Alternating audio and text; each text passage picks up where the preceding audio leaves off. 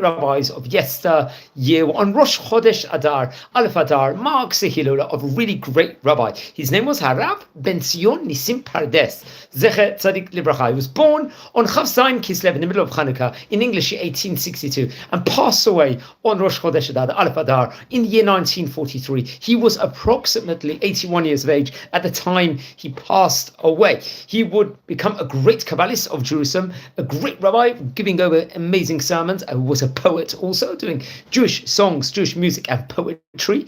And he was most certainly enough the father of Rabbi Eliyahu Pardes, who would later on he himself happened to become a great Sephardic rabbi of Ramat Gan for about a 10-year tenure, and the Sephardic rabbi of Jerusalem between the years 1960 to 1972 was reported over. Let's explore a few of the highlights of the great rabbi's life. Now, it's actually interesting. Many things we can say about Chacham ben Sion. He actually came from great rabbinic heritage. His father's name was Eliyahu, and his mother's name was Sarah. Very interesting enough. And it's actually interesting. There was a lot of great lineage at that point in time. I believe his mother, Rabbanit Sarah, happened to be the daughter of Rabbi Vidal Kohanika, another great rabbi we've spoken about on various occasions before. He happened to be the great Kabbalist of Yeshivat Bet El, and would become later on the head of the Midrash Hasidim Chassid El, himself, and author of various different great Torah books. And he was born. Very, very interesting enough. So his father's family, was reported over, was originating from Spain, in the town of Pardes de Nava. I think it was in the province of Palencia, I believe that's how. And I think during the time of the Gerush Sephar, the Spanish expulsion, which we've spoken about on various occasions before, the family would move to Eretz Israel. At that time, it was Palestine, and would move and settle in Tzfat.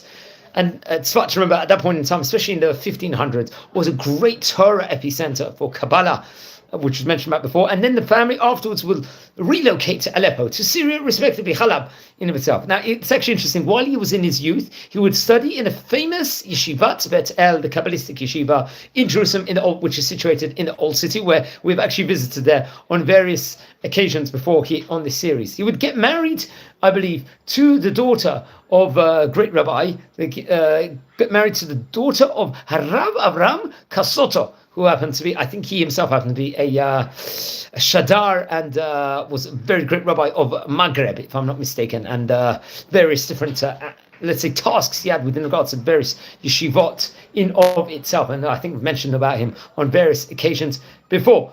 And he would travel around, I believe, will go to the place. He would go to become a rabbi, and would be part the rabbi of the Turkish synagogue in the Old City, the Istanbul community over there, and I think the Trantor synagogue in the Nachlaot neighborhood. Nachlaot is another place we've mentioned about on various occasions before over here. We visited their great Torah place in of itself, and he would teach in many of the great synagogues in Jerusalem also. It's actually interesting. He was an educator, rabbi in various different Sephardic and Bukharian schools in Jerusalem during his time period. Remember, it was the majority of Jewish Torah life was Sephardi in that stage in time. He was gifted with a great voice with regards to Chazanut, and he served as a poet also, a payatan during his lifetime.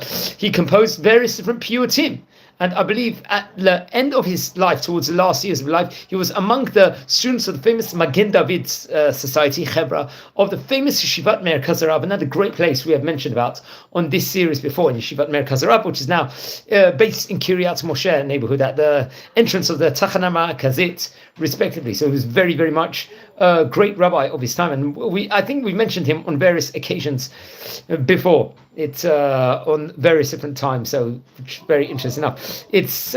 I believe we could say more about him. His book, the Pardes Torah, had two sections, two chalakim to it, which was sermons on the Torah in of itself, and would actually comprise of the Megillah, also talking about the book of Mishlei and Tehillim, and more important, let's just say, very, very important Torah related. In of itself, it was a perush on the Tanakh, Torah, Nevi'im, and Ketuvim. And I think it was printed in the year Heitav Shin Nun Chet, respectively, which is very interesting. Now, he passed away in 1943. We're talking about 82 years ago from the time of recording the great rabbi did. And please don't forget to light candles in his memory. He was a great rabbi of yesteryear. I mentioned him on various occasions before.